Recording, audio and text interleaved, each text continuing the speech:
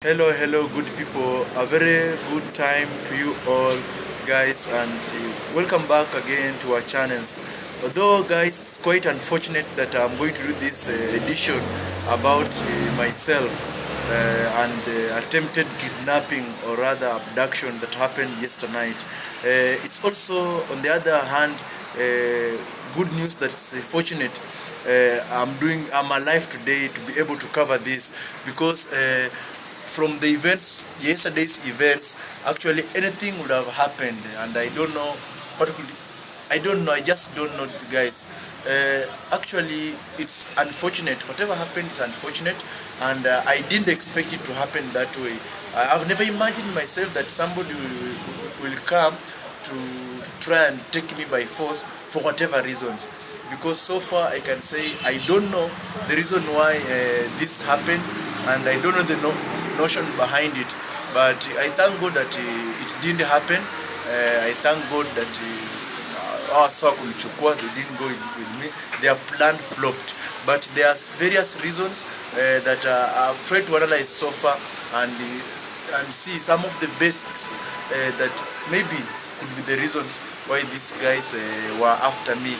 But so far I can't say with certainty that it's a very specific reasons, but there are things that I think could be the reasons, because these guys I don't know if they were the police, because I think if they were the police, or maybe if the authorities had anything or they needed me, I could have been summoned, or if not, I could have been arrested the normal way, not forcefully. And if they were police, actually, after whatever happened, they would have ran away. They would have introduced themselves, and for whatever reasons, and actually follow the due process. So actually, I'm going to take you through on how it happened, and maybe how I carry out my daily routines. And after that, I'm going to outline some of the reasons that I think could be the reason why these guys are after me. First of all, guys,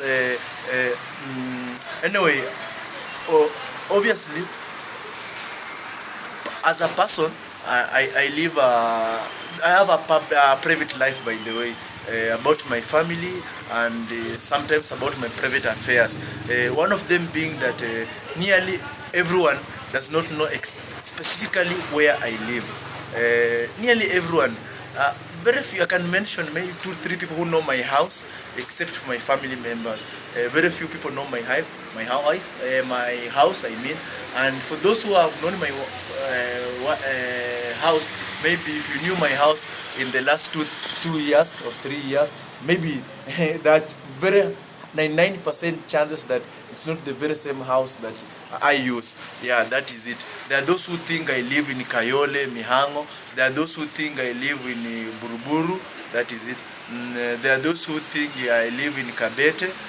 There are those who think I live in Limuru. That is it, Limuru town. There are those who think I live in Eldoret. Yeah, someone also told me that do you live in Kimumu? Because you saw me 2-3 days there, or maybe a month there, you think I live there. So that is it. I can authoritatively say that nearly everybody or everyone does not know where I live. That is it. And two, my daily routine is very funny. I'm one of the very early risers. I rise very early. I'll not tell you which specific time, but I begin my day very early, and I leave my house early, very early, I mean. That is it. And on most occasions, I don't get to my house that early, and also not that late. I don't have specific times that I get to my house. I can get to my house at 12 midnight. I can get to my house at 10 hours. I can get to my house at 7. So I don't have specific hours. Also, the roads I use to and from my house are very different. Yeah, because where I live, I can connect to town using 3 different routes. Or 3 different destinations, so it will not be able for you to actually do that. So this guy, maybe those people who try to kidnap me, maybe they have been studying me, I don't know, or maybe it was a mistaken identity, I don't know. But those are some of the measures that I use. Also, going to town or to leaving my my house to other destinations, I use different means. Sometimes I use a taxi, that's the Uber. Sometimes my friend picks me with this car. Sometimes I use the border guys. Sometimes I foot. Sometimes I use public means. And when I'm using public means, I don't use a specific circle. There are different circles I can use and different routes I can use. So that is it. Sometimes I don't get out of my house at all. So those are some of the things that I put in place actually to cover for my life, because I know who I am and I know how I operate, because nearly everybody does not know exactly how I operate, and they are for specific reasons. One of them could be political, that is it, and one of them could be the nature of the work I do, because I don't do one specific work. That is it. I'll not mention you which works I do. That is it. But all in all, I do clean work, I do clean business, I do clean hustle actually. And to some extent, that those who feel maybe I've stepped on their feet because of the hustle I do, because of the works I cover, and that is it. But actually, if I narrow down to this specific channel, what I cover here, they are very clear, legit, verified, and proved things that I bring here. And actually, guys, yesterday's event, because it's yesterday that people tried to kidnap me or attempted to kidnap me, that is it. An event that made me actually not to spend the night at my house. I spent outside Nairobi, that is it, in one of the counties that are neighboring Nairobi. I'll not tell you which ones. And as I speak now, I'm already in Nairobi. I've made my way to Nairobi, and I'm recording at this spot that most people, not nearly everyone does not know where this spot is, where I do my morning recording. Also, I leave to other areas for my hustles, but within Nairobi during the day. So guys, yesterday, the day before yesterday, I spent the night at my house. I arrived at my house the day before yesterday at around 21 hours. Yeah, that is it, Saturday or the day before yesterday. I had a small chat with my family, refreshed, ate, we talked, and I returned to bed at around 12 midnight. That is it. So I woke up the normal time, did my normal routine. I woke up at 4 yesterday, 4:00 hours. That is saa kumi ya asubuhi. And I left my house at around 5:08. Yeah, that is it.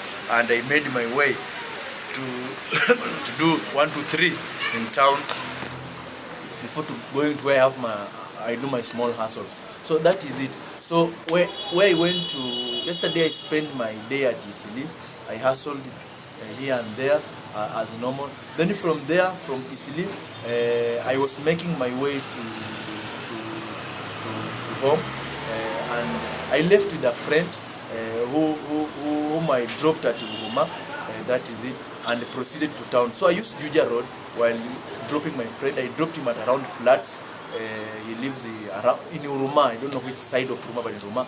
I dropped him around Flats. So I went up to where you call Raunda, in around Kariobangi, borders Uruma, Kariobangi, and that area, and the Moi Air Base, Moi Forces. So I was to go and do something in town.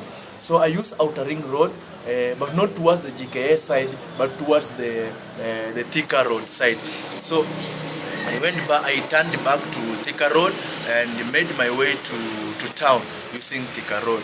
So from there is something I was to do in town. There is someone was opening a studio, and we were to help and try to arrange it. Everything was in place, and we are going to arrange it well. As you have to do some interviews and some of the small investigative works we do. This someone is a partner in the investigative work we do. I'll not mention names, and I'll tell you the specific place we do it in town. Remember, there are some things I tell you we are doing. Our agents on the ground and investigative reports of some of the things we do. So that was some of the studio where you have to compile some of these investigative materials, and the investigations are still going on, and I'll mention you to be here what we are investigating, but I'll not tell you how far. But they are very sensitive matters, of which we are almost done, and we shall bring those 2 very special editions that will come in phases on this very channel. So after that setting up the show, which we didn't finish, I was in town by around 4:30 or 17:30 hours. So we did there, and I had to come from town For coming from town, actually I used public means. That is it. And also had a business or something or someone to meet in further estate. So that is it. The area around Gate B of that's further, yes, but the area opposite Gate B, yeah, of Nyayo Estate. That is it. So further side, but opposite Gate B of Nyayo Estate. There is somebody I had to meet there. Actually, some people had to meet some sensitive things to discuss. Yeah, that is it. So when alighting, I used the Embasava executive. So I alighted at the further stage. That is it. And on alighting, I started walking because I had ordered a guy to take me by boda. Yeah. So the guy was come to meet me, but because he had late to reach the stage of further, so I had to walk. Nikienda ndani kidogo ndio tukutane naye. So I passed the KAG church. Those know that road. Ukishuka further stage unaingia ndani ya further. I passed the Kenya Assemblies of God church. Then hapo mbele kidogo kuna Quick Mart supermarket. That's further. So there is a car ilitoka nyuma, mimi sikujua inakuja. So it slowed down, then kwa slow down ndio nikajua kama gari inakuja. Na mimi sometimes nakuwa natoa simu na finya kidogo. So nilikuwa nimetoa simu, nifinye kidogo, nimeinama kwa simu ile. So ikakuja, nilikuwa nimepita bump fulani, there's a bump behind me. So I thought ina slow down to pita the bump. Then hapo mbele kuna kitu kama marekani za drop. Yeah, that is it. So it was between hapo mbele tu ya Quick Mart. So ikakuja mbele yangu ikanikata hiyo gari. After swinging ikanikata hiyo. Then two gentlemen wakatoka ndani and they grabbed me sideways huku na huku mara moja until my phone fell down. But thank God I have a good voice and I reacted very fast. I shouted, nipiga mayo. So I was rough and I shouted the very huge voice. And also thank God these guys didn't plan to hold my mouth. Wangenishika mdomo, maybe sing a shout, because they are very masculine and quite well built bodies. So when I grab up wangenieza, but I shouted very well. Then again thank God hapo kuna Quick Mart supermarket na unatokuja kushop na magari hapo. So hizo trolleys maybe wamekuja nazo ama chapo, kuna tofauti chukua peleke huko. So those a soldier pia alikuwa hapa nje anatembea. So juu wengine hapo mbele supermarket lakini nyuma kidogo. Na pia kuna mtu jamaa pia alikuwa mmoja kuchukua hizo vitu collect peleke ndani. So when I shouted this soldier alikuwa hapa mbele na jamaa wakaanza nini mbaya? Mbona mnavuruta nini? Ako anafanya nini? So the other soldiers wakishika sauti za wenzao actually wakaanza kurashi cough case a commotion. The guys wakaniacha na wakaingia kwa hiyo gari. It was mimi nilikuwa ni matuni ya white car. Siku nimeona vitu mingi sana. White car design kama ndani kama ni Fielder ama ni ISIS ama ni Wishi kwa sure. But one guy pia akaiona akasema hiyo ni Fielder. Mwingine pia alikuwa ameona number plate. It was KCY 770H white Toyota Fielder. So the guys waka jump in the car na waka speed wakiingia ndani towards further huko ndani.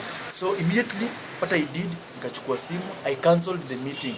Nikaambia jamaa atu meet, nimekuwa held up, kuna emergency, so si proceed to there, and also reversed my si kuendelea na huko mbele pia further ndio pia walikuwa wameendea na nilikuwa niko wasiwasi na shake kidogo, sikuwa ameenda kuningojea huko mbele. So I cancelled it very fast na nikachukua a boda hapo na nika change direction. So guys, actually I was terrified and I don't know, I could not imagine it could have happened to me. So but I think there are various things that could lead to this. Either kuna wale random guys ni uchukua tu mseme hivyo amtoanishe kama ni pesa apigie watu wako amtumie, that could be a reason. Ni random guys unaweza kuwa alikuwa anataka kunia abduct, okay, because so for say same specifically nini. Then two, there is someone who is also watu wao wananiambia maybe there's a time I'm a lookalike to Baba and all that.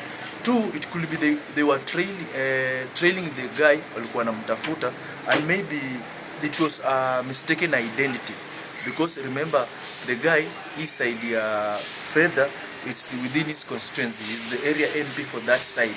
So I don't know, maybe amekuja gym such size and they were mistaken identity wakidani ni yeye, siwezi jua. That's one of it. That is it. But I it's very unfortunate because I'm always in my casual wear. Most of the time I have this cape of mine, and I'm taller than Babu. So I don't know if it's that mistaken identity.